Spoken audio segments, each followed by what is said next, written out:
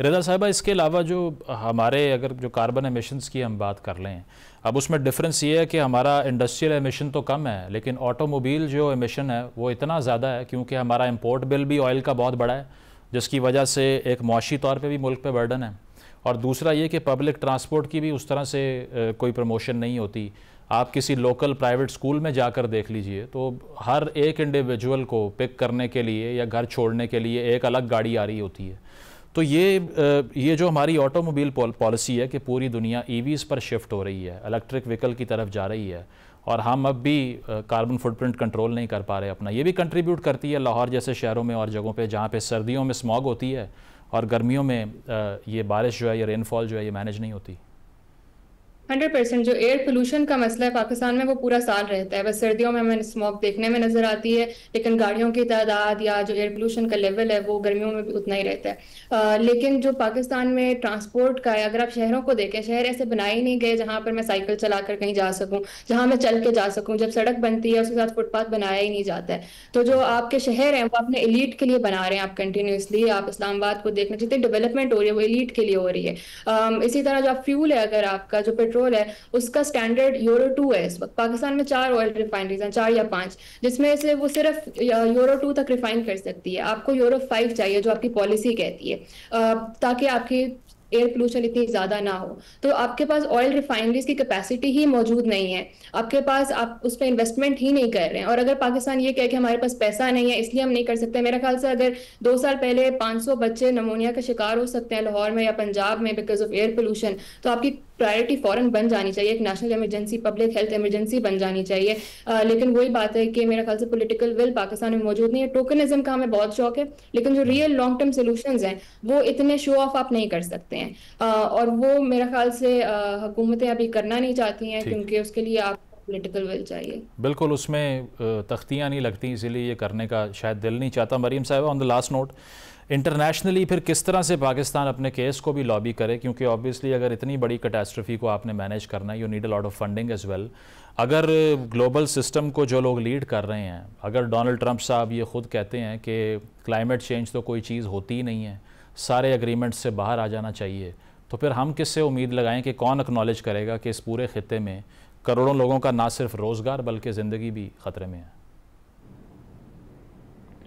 अच्छा, that's a very interesting question. देखें, इस क्वेश्चन का आंसर आप इस तरह देख सकते हैं। This is a whole discussion, but since we are on a short note, मुझे इसको रैप अप करना है।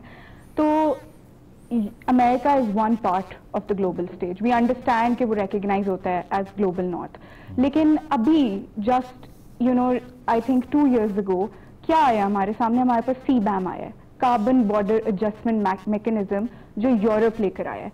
What is it? It's carbon taxation के वो सारे ममालिक जो यूरोप को अपना एक्सपोर्ट करते हैं कोई भी प्रोडक्ट, वो अगर लो कार्बन होगा तो हम आप पे टैरिफ नहीं लगाएंगे, हम आप पे टैक्स नहीं लगाएंगे। और अगर वो लो कार्बन नहीं होगा बल्कि वो कार्बन ज्यादा एमिट कर रहा होगा तो टैक्सेशन बढ़ जाएगी। कितनी ज्यादा इंपोर्ट एक्सपोर्ट है पाकिस्तान की यूरोप के साथ, इमेजरेबल है, राइट? तो आज जाके there are a lot of countries जो already, particularly the European continent, जो इसकी तरफ काम कर रही हैं। तो इंटरनेशनल लैंडस्केप के अंदर हमारे पास काफी ज्यादा स्पेस है इसको डोमेस्टिकली नेविगेट करने की। और जहां तक बात रह जाती है कि अच्छा जी फंडिंग का इशू ये वो, ऑनेस्टली आई थिंक कि हर साल कॉप होता है, हर साल फंडिंग प्लेज होती है। ठीक है, दैट्स ट्रू कि हमारे political landscape are changing as the day is changing. ठीक है, there is no day and night in politics, सबको पता है ये बात, राइट? अब obviously right now we have the conservatives in the US. They don't really recognize climate change like that, but I can tell you, since I worked there for sure, that the conservatives have a lobby of their own जो climate change की तरफ work कर रही है। तो ये नहीं है कि हमारे फोरम्स और हमारा स्टेज जो है वो कर्टेल हो रहा है किसी किस्म से, या हमें बजटरी एलोकेशंस नहीं मिलेंगी। अगर हम अंदर से अंदरूनी तौर पे इंटरनली आवाज उठाएंगे तो ही वो ग्लोबल स्टेज पे रिकग्नाइज होगी। और दैट नीड्स एन अमेलगमेशन और कोलैबोरेशन बिटवीन पॉलिटिकल एक्टर्स जो हमारे अभी इनकम्बेंट गवर्नमेंट में बैठे हुए हैं सारे लोग, एंड ऑल्सो द यूथ। आप यूथ को जब तक अंदर नहीं लेकर आएंगे इन कॉन्वर्सेशंस में, बिकॉज वो सॉफ्ट फेस होते हैं आपके कंट्री का, राइट? तो वो रिकग्नाइज होती है आवाज़। जब तक आप नहीं लाएंगे कौन सुनने को तैयार होगा और वो एग्जीक्यूट कैसे होगा? बिल्कुल कंसेंसस चाहिए इंटरनली। रदा साहिबा, पॉपुलेशन एक्सप्लोजन भी एक मसला है, इस पर भी बात होनी चाहिए। 100% पॉपुलेशन है, उस पर बात होनी चाहिए। लेकिन वही बात है कि जो आपको सारे सेक्टर्स को साथ लेकर आने की ज़रूरत है, फिर बात करने की ज़रूरत है। कमरों में बैठ के, इस्लामाबाद के होटल्स में बैठ के डिस्कशंस होंगी तो कोई रिजल्ट निकलेगा नहीं, चाहे वो पॉपुलेशन का हो, चाहे वो किसी और चीज़ का मसला हो। उसके लिए आपको सब स्टेक होल्डर्स को लाने की ज़रूरत है, ख़वातीन को लाने की ज़रूरत है, जो कम्युनिटीज़ अफेक्ट हो रही हैं उनको लाने की ज़रूरत है।